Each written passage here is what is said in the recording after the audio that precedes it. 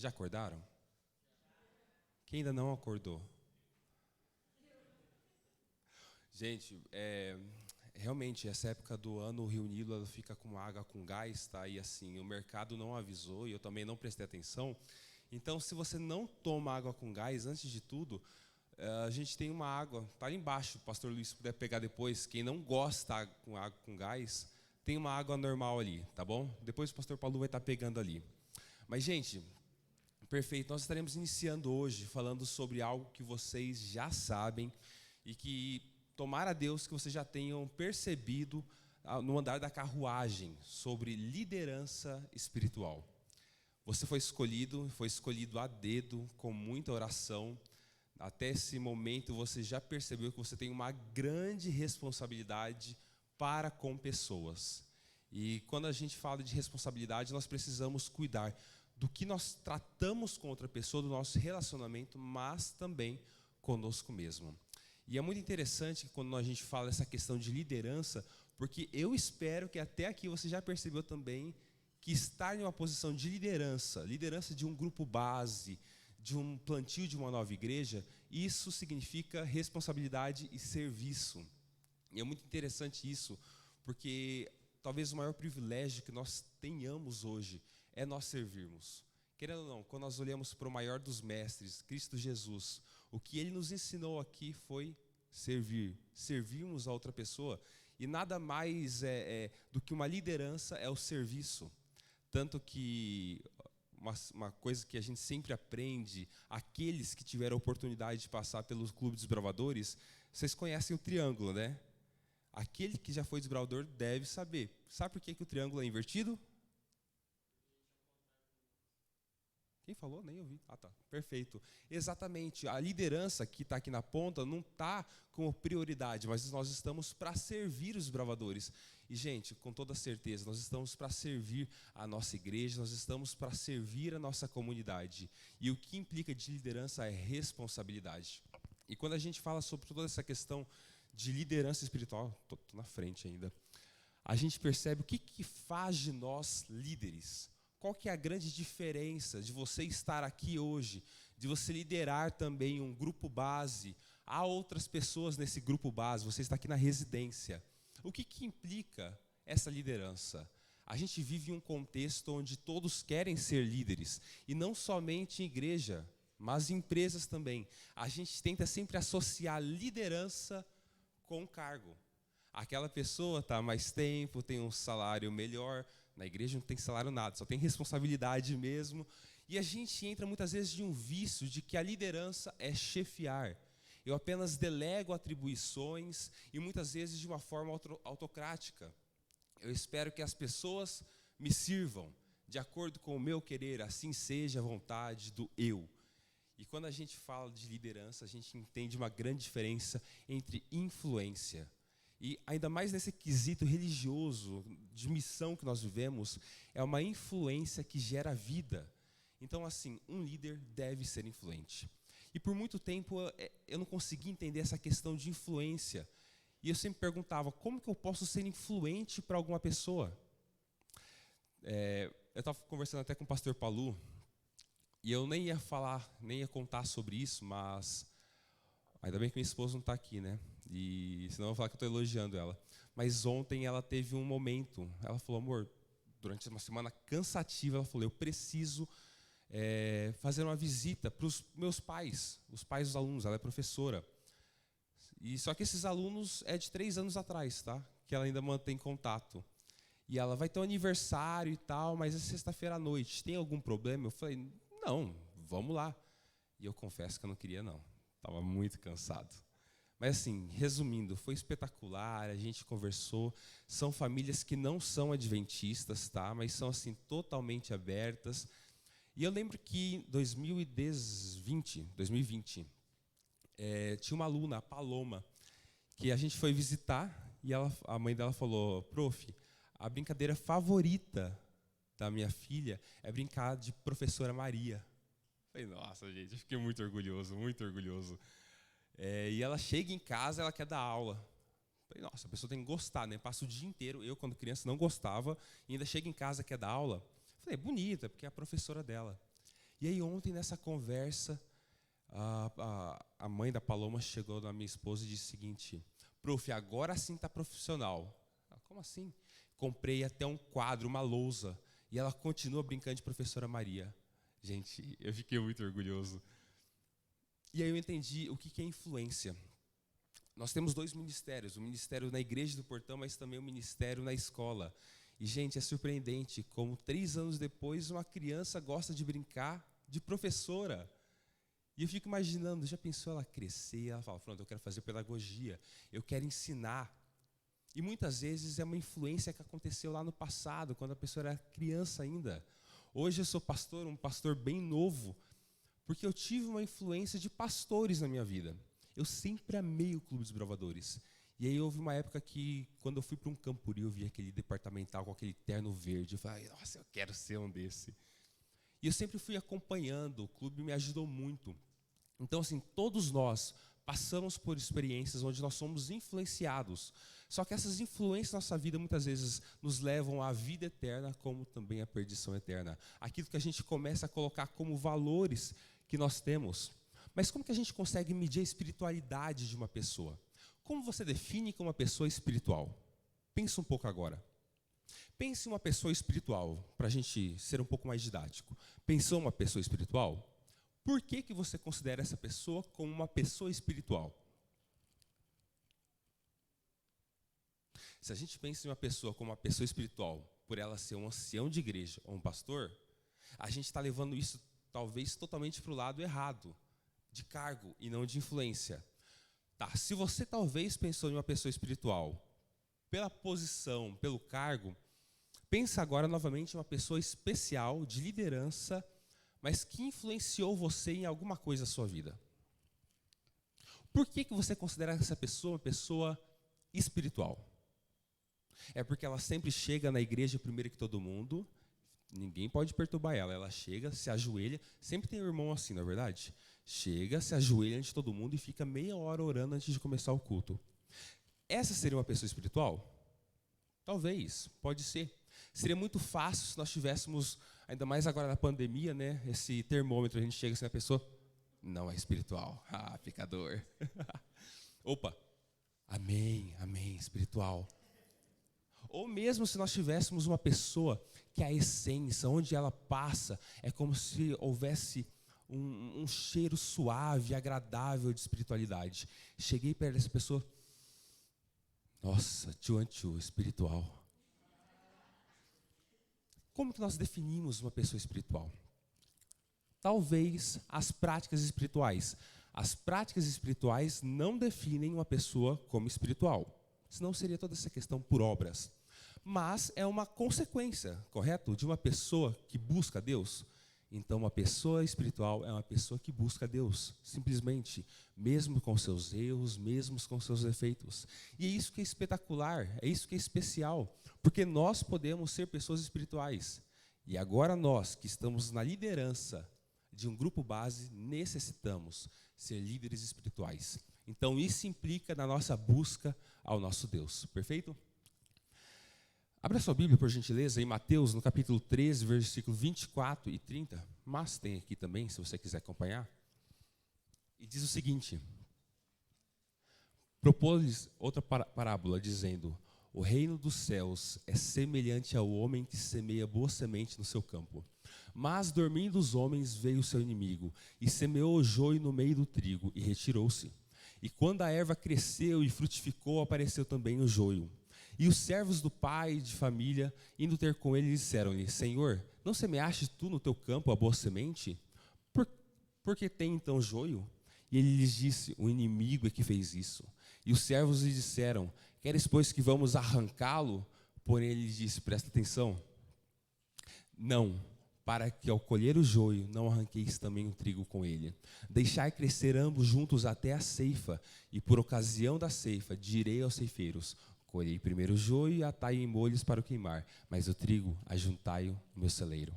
É muito interessante essa parábola, mas ela tem algumas peculiaridades. Primeiro, quem que é o joio? Tá, quem vai ser salvo? É trigo ou é joio? Quem vai ser salvo? É trigo ou é joio? Perfeito. E o joio? Perfeito. Vai ser queimado, são os ímpios.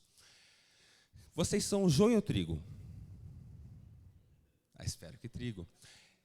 Você percebe que na nossa vida, isso é muito comum, ainda mais dentro da igreja ou no nosso grupo base, nós temos aquela facilidade de determinarmos quem a pessoa é?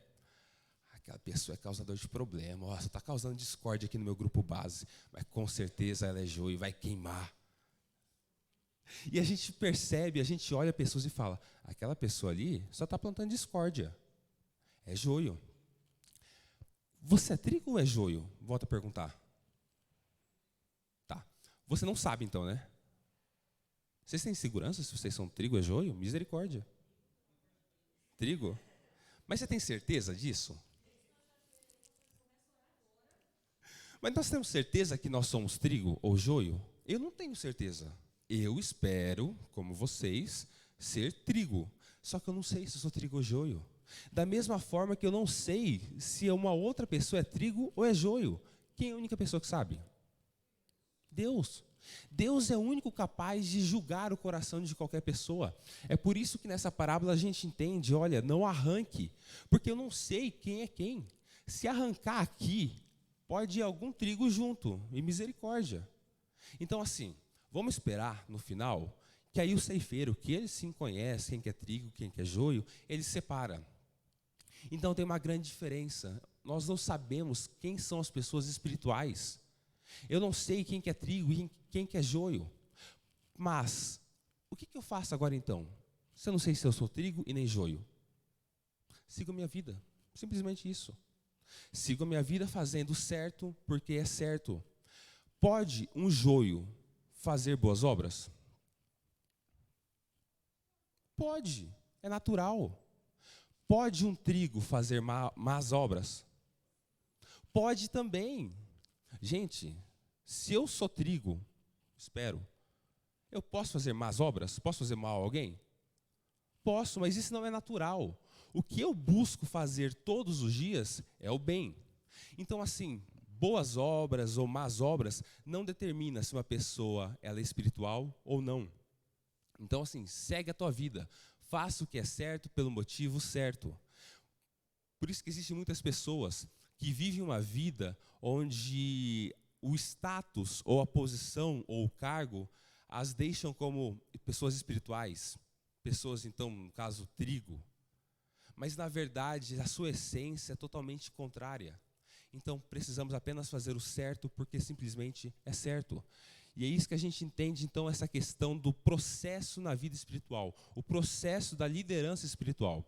E aqui a gente vai abarcar algumas coisas que nós falamos no primeiro módulo, vamos falar agora no segundo módulo e também no terceiro. No primeiro módulo, nós falamos sobre essa questão de práticas de vida, práticas de estilo de vida espiritual. Nós necessitamos, então, ter uma comunhão. Se eu não sei se eu sou trigo ou sou joio, se eu sou um líder espiritual, eu preciso, então, buscar a Deus. Como que eu busco a Deus? Primeiro, pela comunhão diária. Eu busco a Deus quando eu coloco Ele como prioridade da minha vida e eu preciso me abastecer dEle. E é muito interessante que, gente, e você que acompanha o Instagram, e assim, eu gosto de ficar mandando aquele Reels para as pessoas, só para ficar rindo. Inclusive, eu fico mandando direto para o pastor Paulo, e vice-versa. Já viu aquele meme onde você chega no posto de gasolina e você fala, me dá R$20 de álcool aí? E aí ele chega com aquele borrifador de álcool na mão assim, pronto, vai. Gente, com o preço da gasolina, com tudo que está acontecendo, R$20 não faz diferença nenhuma. Esses dias eu fui no posto e falei, coloca 50, porque eu tenho que rodar o final de semana. No outro dia eu tive que ir lá, coloca mais 100. Não dá, não dá. Se com R$20 a gente não consegue andar nada, como muitas vezes com 20 minutos a gente consegue passar um dia inteiro, enfrentando todas as provações, dificuldades. A nossa comunhão com Deus é tão limitada, e gente, eu falei 20 minutos. Será que todo mundo tem 20 minutos de comunhão com Deus? Tem gente que muitas vezes o que tem de comunhão com Deus é... Quanto tempo demora uma oração? Aquela de manhã quando se levanta da cama? 15, 30 segundos? 1 minuto para os espirituais? aquela pessoa que tem uma devoção, que chega, amanhece, lê a sua Bíblia, a sua meditação, ora a Deus, uma hora, talvez. A gente ainda acha isso suficiente para a nossa caminhada cristã? Se nós somos líderes e a função de um líder é influenciar e influenciar vida, o que você está passando de bagagem para uma outra pessoa? Será que nós passamos de bagagem 1 minuto ou 30 minutos no máximo de comunhão que nós temos com o nosso Deus? Então, assim, práticas espirituais que nos ajudam, que nós buscamos a Deus, a fim de nós sermos pessoas espirituais, a gente precisa buscar a Deus nessa questão da comunhão, mas buscar incessantemente uma conversa íntima com o nosso Criador, se abastecendo da sua palavra, para a gente ter a bagagem necessária para a gente enfrentar todas as provações que nós passamos. Uma outra prática espiritual de uma pessoa, de um líder que transmite, influencia a vida, descanso semanal. E isso inclui o santo dia, o sábado. Ninguém é de ferro. Eu não sei você, gente, não tem como você passar uma semana inteira trabalhando e chega no sábado e você continua naquele mesmo ritmo, só que com as coisas que você já está acostumado. Toda vez que a gente fala do santo dia, do sábado, a gente não fala apenas como um descanso, onde a gente senta, a gente parte ali do culto, tem aquele almoço, e o almoço de sábado sempre é um banquete, né? Não é o aconselhado, mas almoço de sábado é sempre aquele banquete. E o que tem de tarde? Trabalho missionário ou sonário? É o sonário. Na maioria das pessoas é o sonário. A gente entra nesse ritmo e a gente trata o santo dia como um dia de descanso na cama, dormindo. Mas, na verdade, a gente tem que tratar o sábado como um dia de reavaliação do nosso ser, onde nós focamos muitas vezes, durante toda a semana, em coisas que não nos levam a coisa alguma, não gera vida. Então, no santo dia, a gente descansa para o nosso eu, para as minhas preocupações, e agora eu recoloco Deus como minha prioridade. O que Ele quer para a minha vida? Eu olho para a semana que passou e falo, realmente, eu não vivi a missão, então eu preciso agora reavaliar a minha próxima semana. É um dia de descanso, é um dia de preparação, é um dia em que eu reavalio quais são as prioridades, quais são os valores que eu tenho para a nossa vida. E a gente comentou um pouco sobre isso no primeiro módulo que você esteve participando. Essa questão do chamado que Deus tem para a sua vida. Qual o propósito que Deus lhe deu. E agora como que você age diante de todo esse propósito. E por fim, um retiro trimestral. E isso vai estar acontecendo em cada grupo base, onde pelo menos uma vez a cada 3 meses, nós nos juntaremos como um grupo e estaremos sim nos retirando. Não é aquele retiro espiritualista nem nada, mas nós vamos nos retirar. Assim como Jesus se retirava e a gente vai se abastecer, a gente vai começar a interceder por nós e pelas pessoas que já estão sendo alcançadas, por todas as ações que estarão sendo desenvolvidas. Um exemplo, a gente comentou no primeiro módulo sobre o acorde. Você lembra sobre o acorde? Se você não lembra, a gente vai recapitular quase todos os módulos sobre essa questão do acorde. O acorde é quando você vive em missão, simplesmente isso. Você agora coloca a sua vida como um instrumento do reino. E onde quer que você passe, você influencia vida para aquela pessoa. Por isso que todos nós somos líderes. Então, nesses retiros, nós iremos nos abastecer, iremos reavaliar as prioridades do nosso grupo base, se estão seguindo a vontade de Deus.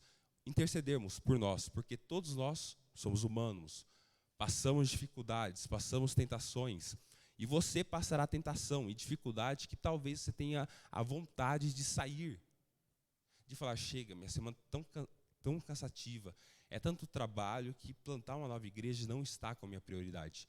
Então serão nesses retiros que nós vamos agora reavaliar o propósito de Deus para a nossa vida, perfeito?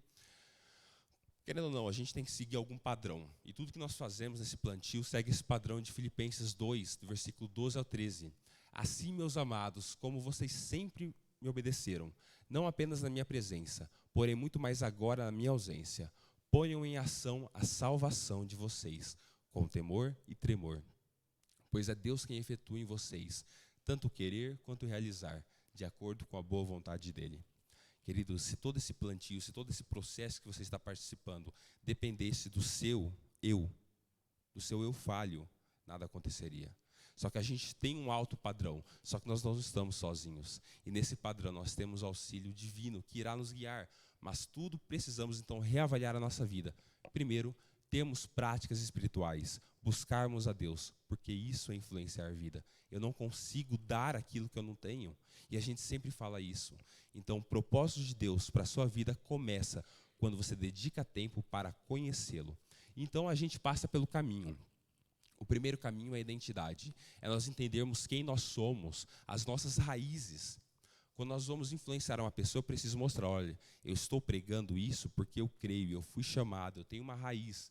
Isso inclui também a questão do relacionamento nesse caminho.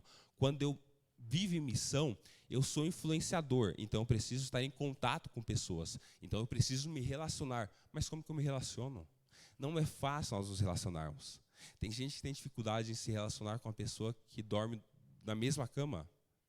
A gente tem famílias que têm dificuldade de se relacionar com o próprio filho. Como que agora eu posso ser um gerador de vida e me relacionar com outra pessoa de uma forma sadia? Como que eu posso impactar a vida daquela pessoa? Você já experimentou se relacionar com o seu vizinho? Se você não tem nenhum contato com ele, como que você bate na porta dele? Ah, com a mão, ok. Mas aí, ele atendeu, o que você vai falar? Oi? Tudo bom? Ei, peço arroz? Tem gente que é assim, acabou o açúcar aqui, tem açúcar. Tá, mas e aí? Como que você consegue avançar dessa etapa? Como que você consegue se relacionar? Será que você consegue convidar o seu vizinho para jogar vôlei? Será que você consegue convidar o seu vizinho para participar de qualquer outra coisa? Gente, vai ter uma programação muito top, vai ter um louvor muito top. Eu quero convidar, vamos. Você tem essa intimidade com o seu vizinho de do nada bater na porta dele, chegar e falar isso? A gente tem essa dificuldade, a gente tem essa trava. Então a gente precisa aprender como se relacionar. E quando a gente se relaciona, a gente tem que manter esse relacionamento. E manter é difícil. E também a questão do discipulado. Nós não nos relacionamos com as pessoas apenas por nos relacionarmos, mas a gente precisa passar algo. E passar algo implica em discipulado. Não um discipulado do eu, porque eu não quero transformar outras pessoas em Glausuan. Mas eu preciso transformar essas pessoas, discipular, para que elas sigam o modelo que é Cristo Jesus. E para isso eu preciso influenciar alguma coisa. E muitas vezes as pessoas se perdem nesse processo, onde elas têm a comunhão com Deus, elas se relacionam com a pessoa, mas na hora de discipular, elas são discipuladas. Elas são influenciadas pelo mundo, pelo estilo de vida da pessoa, enquanto ela deveria ter aquela função de influenciar a vida. Então, quando a gente fala essa questão da identidade, nós precisamos entender, primeiramente, a vitalidade espiritual que nós temos. Qual é a sua história de como Deus o conduziu a um relacionamento salvífico com Jesus? Você precisa passar isso para a pessoa. Você tem convicção de como foi o processo do seu chamado? Como foi o processo da sua conversão? O porquê que você é adventista hoje? O porquê que você está em uma posição de liderança, de liderar pessoas hoje? Quais são os valores pessoais que implicam na missão? Você se conhece? Você sabe do que você gosta? E eu não falo assim, gostar de Doritos ou estrogonofe. Você se conhece mesmo? Quais são os seus valores? Aquilo que você tem assim como padrão. Gente, uma pessoa que não é sincera, não rola. Eu tenho o valor de ser uma pessoa pontual, de ter um compromisso. Você sabe quais são os seus valores? Porque esses valores irão implicar na sua missão, no estilo de vida. E a igreja a ser plantada terão resquícios dos seus valores. Como você ouve a Deus, você já experimentou o Espírito Santo te guiando? Ou você consegue discernir entre a voz do Espírito Santo e a voz da sua consciência? Será que a gente tem essa identidade, eu me conheço e eu sei quando Cristo fala comigo? Ou qual que é o propósito de Deus para a sua vida? Isso tem te movido a algo? Eu espero que sim. Se você está até aqui, nesse segundo módulo, é porque você já entendeu um pouco do propósito de Deus para a sua vida. Um pouco, não totalmente. Porque é uma caminhada progressiva. E a gente só vai ter essa certeza confirmada quando Cristo voltar. Mas, a cada dia, baseado no meu relacionamento, na minha comunhão, eu vou entendendo o que Deus quer para a minha vida. E como que eu devo viver agora. Identidade, a clareza teológica. Você tem convicção daquilo que você crê? Entenda que você vai influenciar. E quando você influenciar, você tem que passar aquilo que você crê. Você crê em algo? Muitas vezes, quando a gente conversa com as pessoas, ela fala, olha, eu acho que é isso. É ou não é assim a vida hoje?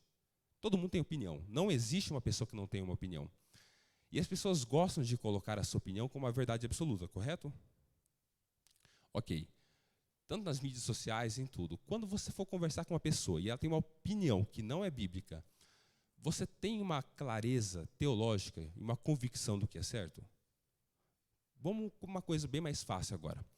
Verdade relativa, existe?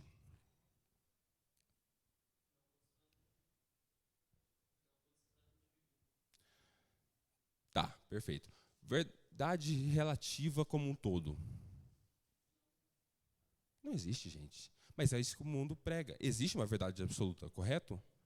A minha liberdade vai até onde começa a liberdade do próximo. Perfeito. Só que a gente tem distorcido tantas coisas bonitas. Ontem mesmo teve um pastor que publicou sobre a questão da... Não, é verdade absoluta? Eu acho que é. Sobre isso mesmo, que assim, as pessoas elas acham que devem respeitar de acordo com o que eu acho. Eu vou te respeitar até onde eu achar que você está certo. Pronto, acabou. E a gente já não sabe respeitar as pessoas. E muitas vezes nós somos influenciados por coisas que, na verdade, nós deveríamos ter uma convicção e influenciarmos ao contrário. Então, assim, o que é o Evangelho? Como que esse Evangelho transformou a sua vida? Ou qual que é a sua compreensão do papel do movimento adventista? Você entende que é um movimento remanescente, que nós temos uma mensagem de pregar as 3 mensagens angélicas? Ou melhor, você sabe quais são as 3 mensagens angélicas? Ah, está na Bíblia. Mas você entende que tudo que a gente prega, até a questão da mensagem de saúde, tem a ver com as 3 mensagens angélicas? E que isso faz parte do DNA, da identidade adventista? Então, é uma das coisas que precisa estar presente naquilo que nós pregamos? Como os outros respondem quando eu comunico o Evangelho? Será que eu comunico o Evangelho com autoridade? Com convicção de que eu creio? Quando uma pessoa sente que a gente não crê em nada, ela fala, pronto, por que eu vou seguir ela? Você não tem nada para oferecer? Relacionamento, um modo de vida missional. Como você e a sua família intencionalmente abrem espaço na sua semana, naquela correria do dia a dia, para aqueles que estão longe de Deus. Vocês têm dado alguma abertura? Um relacionamento implica quando, então, eu coloco a pessoa como prioridade. E se eu preciso me relacionar com uma outra pessoa que ainda não conheço, ela tem que ter um tempo na minha agenda. Ela tem que ter um horário. E eu preciso, então, ter um momento para impactar ela. Muitas vezes, uma quarta-feira à tarde, onde eu preciso buscar açúcar. Você tem tempo para se comunicar com essas pessoas? Quem foi a última pessoa com quem você compartilhou o Evangelho? E como que ela reagiu? Ou você tem amigos não cristãos que interagem regularmente? Como que eles podem ser impactados? Perceba que a gente vive um perigo chamado de uma bolha. E a bolha adventista. Ainda mais, talvez, para quem trabalha na educação adventista. Onde os nossos amigos pertencem à mesma bolha, os alunos também. Na verdade, hoje não, né? A maioria até não é nem da igreja. Mas a gente vive ao redor de pessoas com as mesmas crenças. E a gente tem preconceito de ter uma amizade que não concorde com os meus próprios ideais. Mas como que eu vou impactar quem não é? Quem não é cristão? Quem não aceitou a Cristo? Como que eu posso ser relevante? Como que eu posso ser um sal no saleiro? Não faz diferença nenhuma. Relacionamento é uma construção de relacionamentos. E ao longo desse módulo, nós estaremos falando sobre algumas questões como ouvir com empatia, afirmar a outra pessoa, fazer perguntas abertas, ou seja, é uma manutenção daquela relação, onde eu dou liberdade da pessoa de se expressar. E para conhecer uma pessoa, ela precisa falar, correto? Você já conversou com alguém que só falava? Igual eu estou falando agora? É ruim, né? Você já conversou com alguém onde só você fala? E a pessoa só fica assim.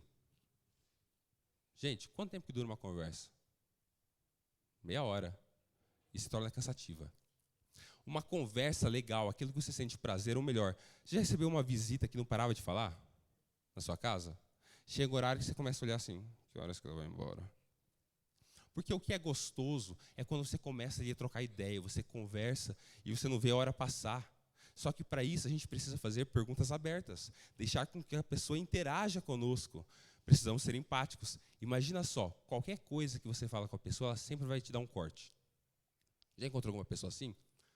Que qualquer coisa que você fala, ela te dá um corte, como se ela fosse a dona da razão? Gente, não importa se você está mal, se você está doente. Você fala uma coisa, a pessoa, mas também você não se cuida e fica comendo essas coisas. Você fala, meu Deus do céu. A gente precisa ter empatia e entender o ponto de vista também das pessoas. Ela tem uma história. E também afirmar. Quando a gente dá um ponto positivo, a gente concorda, não com o erro dela, mas quando a gente entende e coloca ela como prioridade na nossa vida, a gente afirma. E a gente afirma que ela é importante, que ela tem alguma relevância. E por fim, a questão do discipulado. Então nós tivemos a comunhão com Deus, nós nos relacionamos e agora nós precisamos discipular. Pastor Paulo, está dentro do playbook? Abre seu playbook agora, por gentileza. Você vai encontrar um cartão pequeno do 1x1 discipulador. Isso daqui é muito importante porque nós vamos entender agora como que eu posso influenciar vida, como que eu posso tratar uma pessoa para que ela entenda a verdadeira importância do reino. Isso daqui eu não estou falando só de estudo bíblico, mas em qualquer relacionamento, com qualquer amizade, é isso que acontece. Eu faço alguma coisa e a pessoa fica me observando. E aí a gente conversa sobre aquilo, porque ela nota que eu sou diferente, que eu tenho valores diferentes. Eu faço e agora a pessoa ela me ajuda. É quando você convida uma pessoa a fazer aquilo na qual você crê, que você tem uma clareza teológica. Um exemplo, você convida uma pessoa para a missão e ela vai junto contigo agora. E depois vocês conversam sobre a importância daquilo. Isso é discipulado. Depois você faz e aquela pessoa agora já te ajuda já. Depois vocês conversam. Depois você faz, a pessoa faz, você assiste, depois vocês conversam. E por fim, a pessoa faz, alguém assiste com uma outra pessoa e agora vocês conversam. É igual plantio de igreja. A gente não está plantando uma igreja que planta uma igreja. A gente está aqui para nós fortalecermos o movimento de igrejas que plantam igrejas. Porque nada vai adiantar se desse grupo básico que você pertence, você apenas plantar uma igreja e parar por aí. Isso não é multiplicação. E nós falamos muito disso no primeiro módulo. Nós não estamos aqui para nós adicionarmos mais igrejas, mas para nós multiplicarmos. E a gente precisa passar a visão para que depois que eu plantar uma igreja, essa igreja mantenha a mesma visão e agora possa ter esse senso de missão e plantar uma outra igreja. Porque tudo que envolve essa questão de discipulado, tudo que envolve liderança é a questão do serviço. E Marcos 10:45, porque o Filho do Homem também não veio para ser servido, mas para servir e dar a sua vida em resgate de muitos. E isso começa na nossa casa. Na nossa casa, quando nós reconhecemos que Cristo é nosso Senhor e como imitadores de Cristo, nós servimos. Servimos aquela pessoa que nós amamos, da nossa casa, a nossa família. Da igreja, nós reconhecemos que Cristo é sacerdote e como imitadores de Cristo, nós ministramos. E ministrar é servir. Assim como qualquer ministério que só faz a sua vontade e não ministra, não serve às necessidades do próximo, não é ministério e não é igreja. Então, quando nós vivemos na igreja, nós ministramos. Na cidade, reconhecemos que Cristo é Salvador e como imitadores de Cristo, abençoamos. E é por isso que nós precisamos viver o acorde. Porque acorde é quando a gente tem uma clareza da nossa identidade, da nossa missão. E eu influencio uma pessoa, abençoando a vida dela. Que Deus possa mover o teu coração todos os dias, para que você tenha uma convicção do chamado que Ele te deu. Para que você entenda que você é sim um líder. E você necessita ser um líder espiritual. E ser um líder espiritual é um líder que busca Deus. Então vamos reavaliar as nossas prioridades, a nossa comunhão com Deus, o nosso senso de relacionamento, as pessoas que nós estamos impactando. Se não estamos impactando ninguém, alguma coisa precisa ser mudada. E por fim, necessitamos discipular. E discipular é discipular a vida, não é discipular para coisas que não levam a lugar nenhum, mas discipular o reino de Deus. Que Deus nos use, que Deus nos abençoe e que todo esse senso de missão possa fazer parte da nossa vida todos os dias. Amém?